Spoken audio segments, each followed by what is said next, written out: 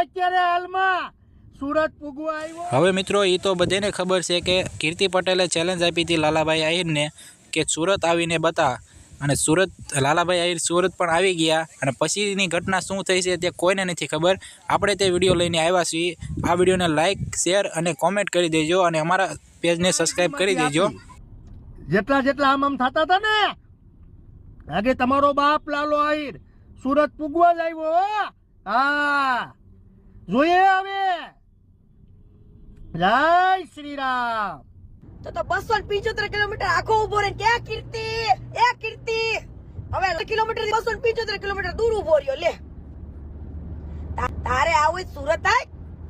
મિત્રો હું અત્યારે સુરતની અંદર કામરેજ છોકરી છે ત્યાં છું, ને અત્યારે મારે લાઈવ નથી થવાતું। એનું કારણ એ છે કે નવી આઈડી બનાવી એના માટે થઈને, ને જેની પણ મનમાં ન રહી જાય, જો ખુલ્લે આમ અત્યારે કહેવા માગું, હજી હું 3 કલાક છું, 2 થી 3 કલાક। આ જો કામરેજ જોઈ,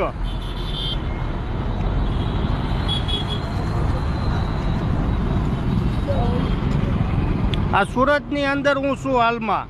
મિત્રો 18 વર્ષને મારે હજી હું કહેવા માગું કે મારે વ્યક્તિગત વાંધો છે, જેને પણ કીર્તિ પટેલ કહે મોટી મોટી બરારા પાડવાના ન હોય,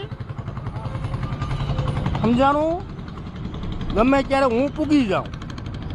આ તારા તું કે છે સુરતમાં હું રહું ને આમ કરું ને, અત્યારે હાલમાં હું સુરત જ છું।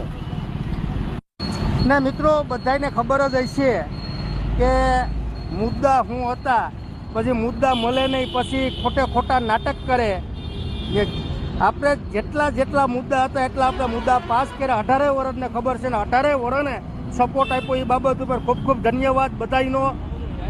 ને મિત્રો હજી હું કહી દઉં કે હજી હું સુરત કામરેજ છોકરીએ જ હું છું, એટલે હજી ખુલ્લે આમ મારે કહેવાનું કોઈની મનમાં ન રહી જાય।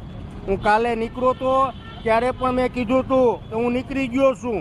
પહેલાં રાજકોટથી નીકળો, પછી અમદાવાદથી સીધો સુરત। હો, હા, જય શ્રી રામ।